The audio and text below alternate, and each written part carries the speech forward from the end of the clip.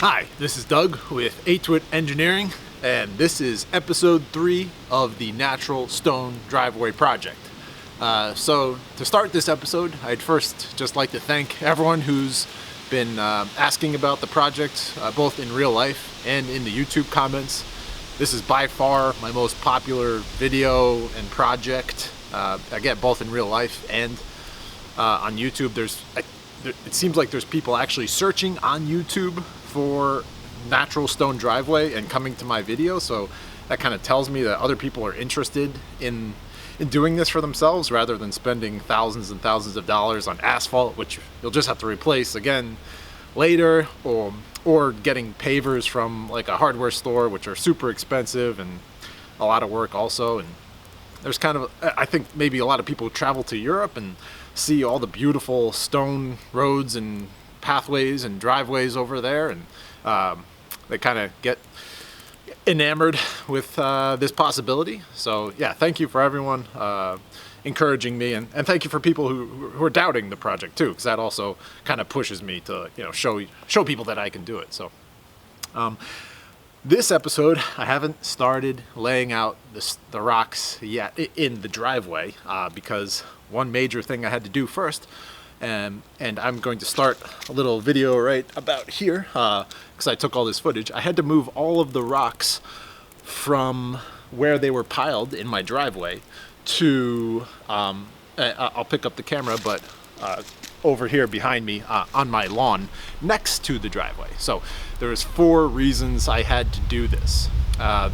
The first reason is so I can do another like filtering pass. So if you recall from my previous episodes, Rock Madness, and the first episode, I forget the name, I was organizing them into piles, but I wanted to do another pass to filter out like pretty much ideal rocks and separate them from rocks that are going to need a lot of more processing work, like a lot more chiseling and breaking into pieces. So that's the first reason.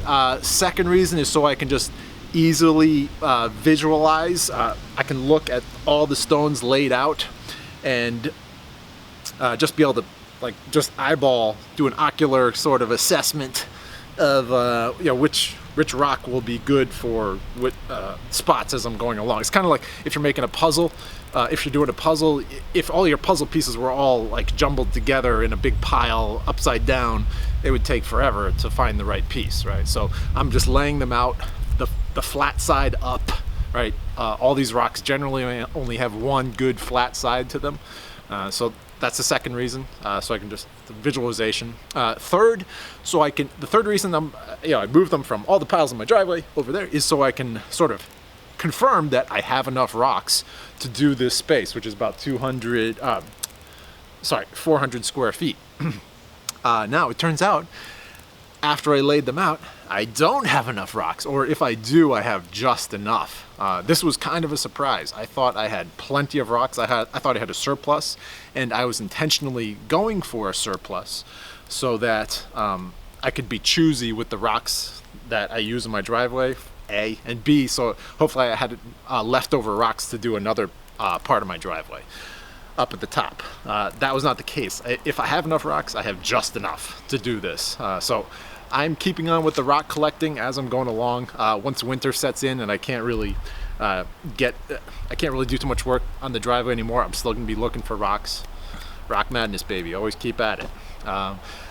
Fourth reason I moved all the rocks finally was obviously because they were in the way. They were where I have to lay down the rocks for the driveway. Now that begs the question, why not just lay out all the rocks to begin with? Like organizing it for the puzzle, like why not just do this what I did initially?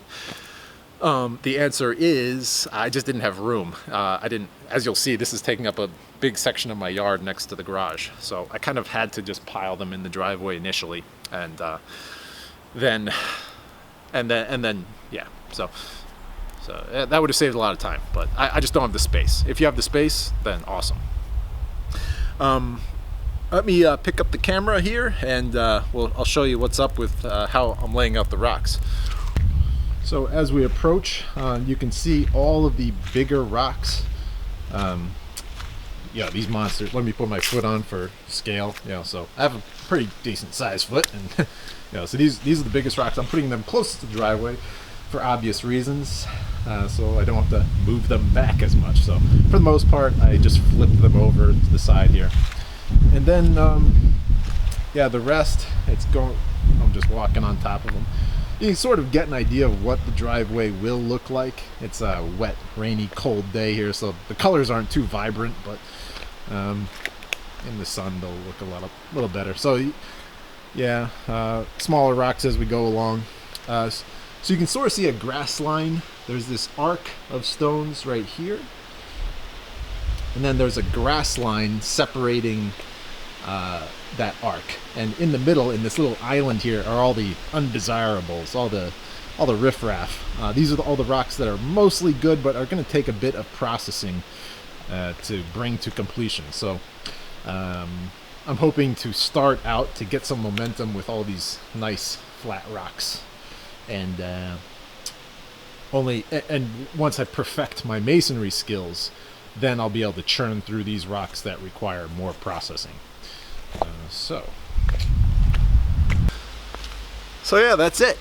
The next step, I swear, the next video will be some rocks in the driveway, and yeah, but this, don't underestimate this step. This took me like it was a decent in total full day of work. Like you know, I broke it up into chunks. I was doing it out, you know, take a break from work, move some stones, come back, but yeah, that's it. I hope, please like, share, comment, subscribe. I hope you enjoyed episode 3 of the Natural Stone Driveway Project, and I'll see you for episode 4 next time.